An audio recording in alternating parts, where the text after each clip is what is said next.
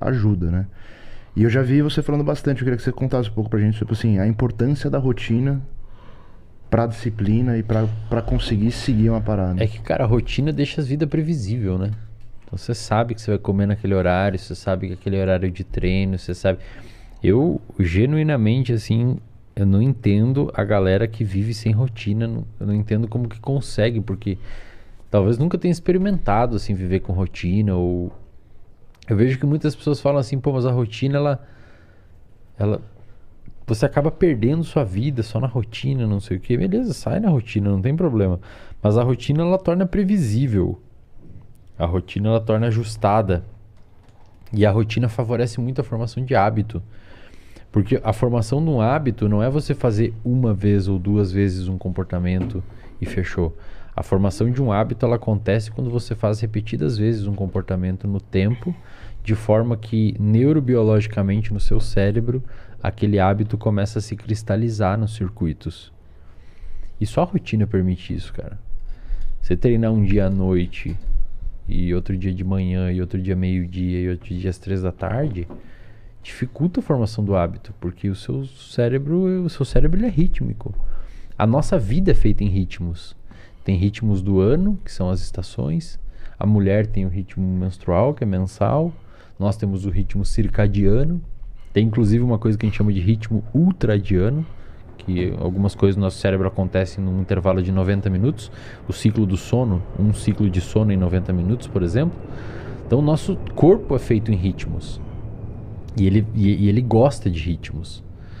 Então, se você faz as coisas dentro de ritmos, de rotina, e ritmo, o nosso salário é em ritmos. A gente recebe normalmente no final do mês e tal. Isso deixa previsível e, portanto, deixa muito mais fácil de habituar. Então, a galera que quer ter saúde mental precisa ter rotina urgente. É uma das primeiras coisas que um terapeuta cognitivo-comportamental, um terapeuta dessas áreas que traz bastante neurociência vai te ajudar a fazer é ter ritmo, ciclo.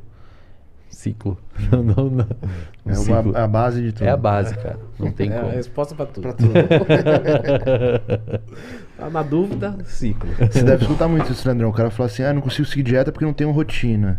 Eu visito um cliente, eu viajo muito, eu nunca tô em casa, Ou quer ver uma coisa também que acontece muito e que eu passei por isso também. A pessoa, ela é ansiosa. E ela vive tendo crise, etc. Então, tudo bem, tem pessoas que são mais predispostas a serem ansiosas, né? Isso é fato. Mas a pessoa cria uma rotina ansiogênica. Por exemplo, eu vou dar um exemplo meu, né? Eu vou, por exemplo, de manhã eu gravo de tal hora a tal hora. Vamos supor, terminar 10 horas gravar. Aí, das 11 ao meio-dia eu vou treinar. Só que, por exemplo, se eu coloco umas coisas muito apertadas, se eu atrasar 5 minutos uma coisa, já encavala a outra, atrasou o resto do dia inteiro. O dia inteiro eu vou ficar ansioso. Tipo, por exemplo, hoje quando eu vou treinar, eu não consigo separar, mesmo que meu treino dure 50 minutos, eu não posso separar 50 minutos. Porque se duas pessoas me pedirem pra tirar uma foto e papear comigo 5 minutos, eu tô 10 minutos atrasado no resto do dia. Cara, é uma merda isso, velho. Nossa senhora. Então, não a foto, mas atrasar. Sim. Porra. Sim. Pra quem vive de rotina é um inferno, velho. Então, Sua vida arrasta pra frente, então, o que eu acabo fazendo? Tudo eu coloco com um espaço muito longo. E aí parece, pra quem vê de fora, tive uma ex-mulher que falava isso. Pô, mas você não acha que você é muito devagar? Porque ela me via ocioso há alguns tempos. Só que por quê? Porque eu separava isso e isso, e aqui tinha 1 hora. Por exemplo, uma coisa que poderia atrasar 5 minutos, eu deixava 1 hora de folga.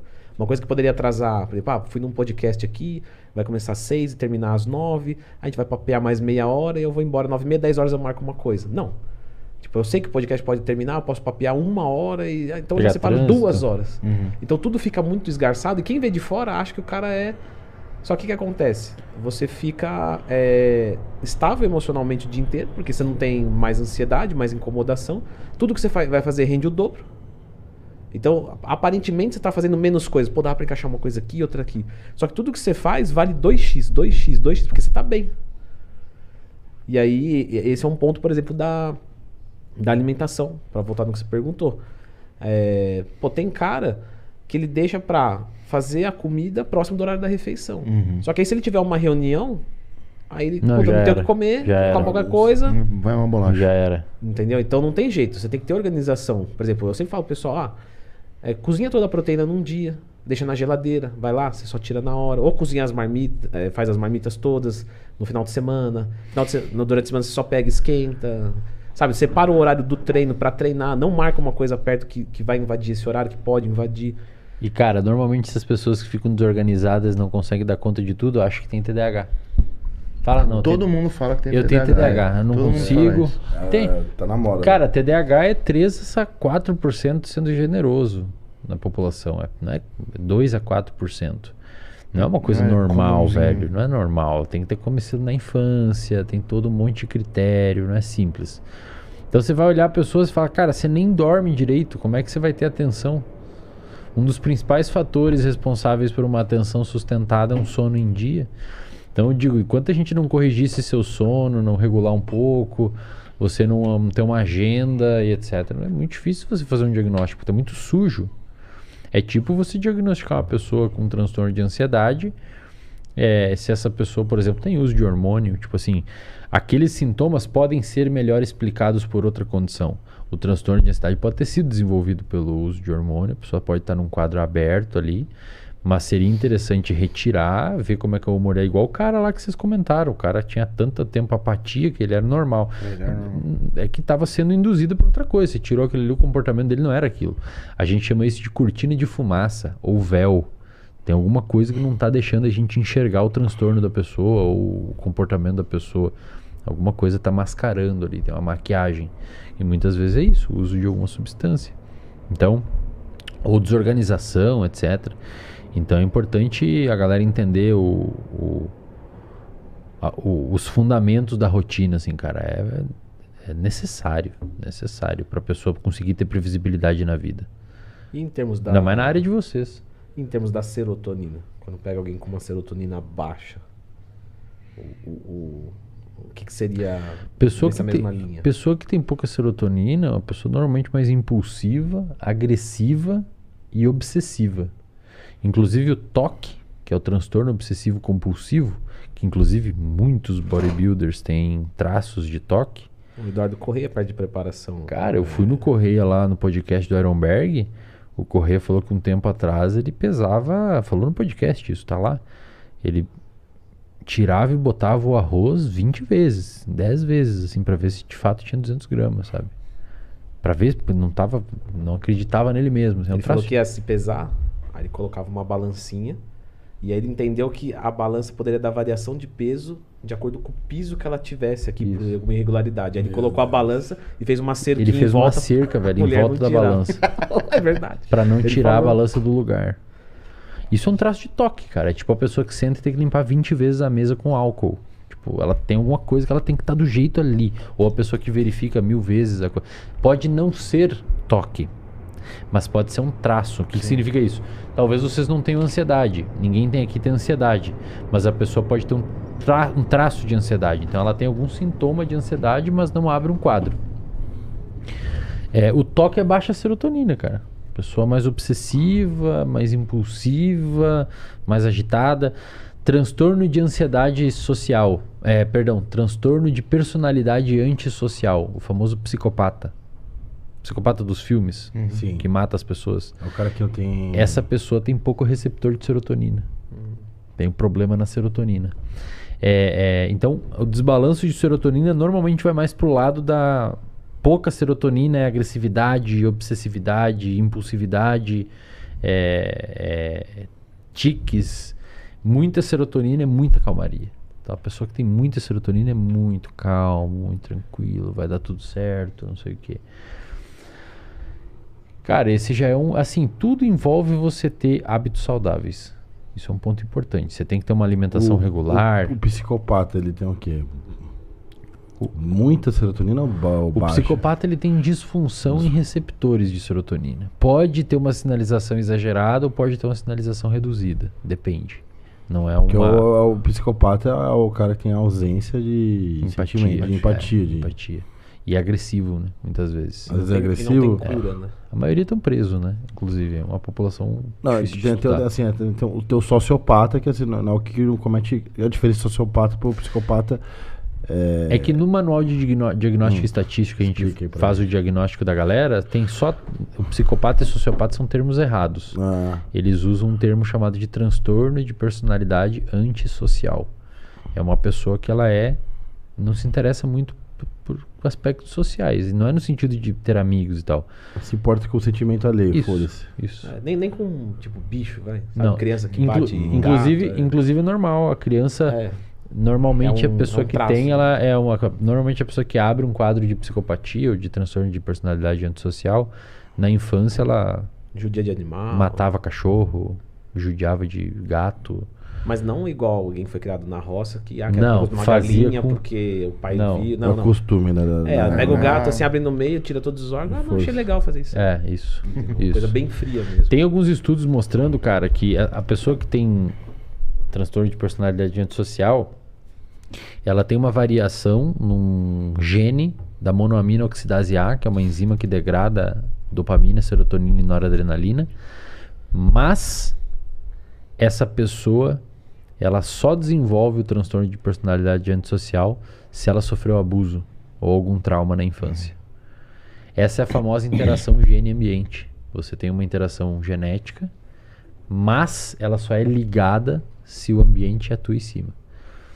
Então, não necessariamente porque você tem essa variação, você vai desenvolver. Mas se você tem e sofreu um trauma na infância, talvez você desenvolva. É bem interessante, cara. Nossa, o pessoal falou que você perguntou pra diagnosticar o Felipe. O Felipe Parece Bragança, nosso o chefe. Não precisa de diagnóstico, É, né? ele já é assumido. Já é escancarado. Já. Não, mas E é... ele bate no peito, Tim Tim psico. psicopata. É, cara, mas eu achei bem legal interessante esse sintoma que vocês comentaram do embotamento, velho. Eu vou pesquisar mais sobre isso, achei curioso. Não, mas A gente tem a trembolona é 100% das É pessoas. campeã. Não, que todo mundo fica apático com a trembolona. Assim, é unânime. É o É o que a gente fala, colateral se não unânime fica, da trembolona é que você não tá apático. usando de verdade. A agressividade depende da pessoa, a paranoia depende da pessoa, depende da dosagem, mas não, Apatia, né? A apatia é 100%. Não tem um cara que fica, tipo, mais, tipo, foda-se. Caramba, cara. Interessante. Provavelmente é isso. Deve diminuir dopamina, que deve fazer o cara falar assim, meu, não tô nem aí, meu, pra perigo, assim. É. Se os caras vão me achar cuzão, foda-se. Pô, o cara atravessar a rua pra não... Pra não interagir. Caramba. Bem isso. Imagina, não deve responder tanta mensagem. É que eu falei, a palavra é introspecção. E libido. Varia, né, também. Acho que não tem relação direta de... É. Se tem a pessoa gente fica mais de boa, às vezes Tem que, assim, tem que pensar que o cara nunca vai estar usando só trembolona, né? Vai estar associando junto com provavelmente uma testosterona, algum outro hormônio Mas eu acho que é junto. um bom assunto pra puxar. Porque o pessoal faz uma associação direta de texto com libido. É, Quase não, como se verdade. fosse o mesmo. Você subiu um, sobe o outro. É. Não é, E a né? gente sabe que não é assim, porque eu atendi o Evandro Freitas, que é do podcast 99 Vidas. E ele tava com 80 de texto, eu vi a testosterona dele assim. Falei, a libido, como é que tá? Ele falou, Caramba. tá boa, tá normal. Caramba, 80 de texto. Aí eu falei, e não foi por uso de hormônio, E nada. o oposto assim. já teve? Os caras com texto autona Então, aí. sim, mas no caso dele, por exemplo, 80 de texto. Eu falei, e aí, Evandro? Ele falou, não, eu sei que tá baixa texto, mas Lê, não tem por que mentir pra você. Vou ali 3, 4 vezes por semana numa boa. Eu falei, beleza, uma média ó, muito mais ok do que a gente pode imaginar. Só que aí ele começou a fazer uma TRT e tal. Aí, lógico, quando ele foi pra 800, ele falou, não, tava um lixo, agora tá do caralho e tal, tudo bem. Que é aquilo que a gente falou, o cara vive tanto tempo Sim, num sim. esquema que pra ele é normal. Habitua, né? Às É vezes tipo o quando você tá usando óculos muito tempo, você tira assim e vê as cores do mundo. Porque pensa, o ritmo sexual dele ajustou pra aquela necessidade. De repente a namorada tinha a mesma necessidade, tudo certinho, beleza. Né? Depois ele viu que tava ruim. Mas também já atendi o contrário. O cara que chega lá e fala, meu, eu tava com a libido baixa, fui num médico, fiz o uso de testosterona e não melhorou. E o cara tá com 2.000 de texto. Entendeu? Aí você sempre tem que indicar ele pra um psiquiatra, um psicólogo, alguma coisa assim. Porque é igual você falou da masturbação. Às vezes aquilo que ele vê não apetece ele porque ele tá acostumado com um estímulo muito maior. Exato. Ou ele tá com alguma deficiência de neurotransmissor. Né? Às vezes atendi um cara uma vez, bem curioso, o pessoal tem que tomar muito cuidado com isso. Você já estudou o 5-hidroxitriptofano? Aham. Então, o que é o 5-HTP, né? O pessoal às vezes toma muito 5-HTP e a serotonina fica tão alta que ele começa a ter ansiedade por serotonina alta, né? Perde a fome e perde a libido. E vai a libido pro saco também. E aí é engraçado, porque já atendi alguns caras assim. Alguns. Você tá tomando 5-HTP? Não, tô tomando. Quanto por dia? Sei lá, 200 miligramas. Por que tá tomando 200? 200 é muito, né? Não, porque eu comecei tomando 50, aí resolveu minha ansiedade, aí comecei a tomar 100, aí comecei a ficar ansioso. Uma época da minha vida, eu subi pra 200 e tal. Só que o que tá gerando ansiedade é o excesso de serotonina. Aí é muito engraçado, porque você tem que construir uma confiança, porque você tem que falar pro cara o seguinte: corta o 5-HTP que vai melhorar. Só que na cabeça do cara, não, eu tô tomando uma coisa que é ansiolítica, se eu cortar eu vou piorar muito mais. E aí quando ele corta, em 2, 3 semanas o cara tá bem, com libido de novo, enfim. Acho que a libido é uma construção, né? De várias coisas, não é só necessariamente a testosterona. Talvez ela seja um substrato importante, mas, Sim, sem dúvida. mas é uma coisa muito mais psicológica, né? A libido. Também acho, Multifatorial, né? Esse cara até brinca. Mas também tem pessoas que têm parâmetros errados, eu acho, de libido. O cara acha que assim, muita gente... Isso acontece assim, também. Moleque na construção, minha libido tá baixa, pô, porque o cara tá, tipo, brocando ali 2, 3 vezes por dia. Não, mano. O cara você tá não tá tomando... tarado, você não tá aqui, eu- você não tá, tipo assim, não, você tá normal. Tipo assim, o parâmetro dele virou como ele tava quando ele tava tomando 800 Saquei, miligramas de testosterona saquei. na semana. Ele fica cara, comparando é um com o que tava há Aham. pouco tempo atrás. Eu atendo um monte de cara, né? Um monte de cara que é natural, um monte de cara que é hormonizado. Aham. Cara, e eu sempre pergunto sobre a libido. E às vezes a pessoa dá uma rateada, assim. É de novo, você pergunta, a pessoa fica... Não, tá boa. Sim, mas o que é o boa? Sim. Né? Quantos orgasmos você tem por semana? Pode Aí o crer. cara, que eu tô casado há muito tempo, mas não perguntei do seu casamento. Eu perguntei de você. Você se masturba, você sai com outras pessoas. Né? E de pessoas naturais, o que eu vejo assim de média, tá? Do público que eu atendo, vale lembrar. Porque às vezes alguém tá em casa, o cara não treina, difícil aqui, mas o cara não treina e fala, nossa, mas é muito baixo. Aham. Mas do meu público, o cara que tá natural, é assim, entre 3 a 4 vezes por semana, mais ou menos. E o cara que tá numa TRT, uma coisa uma vez por dia, e o cara que tá ciclando é uma vez por dia também. Parece que não passa muito disso. Né? Então, às vezes o cara quer fazer 2 vezes por dia todo dia.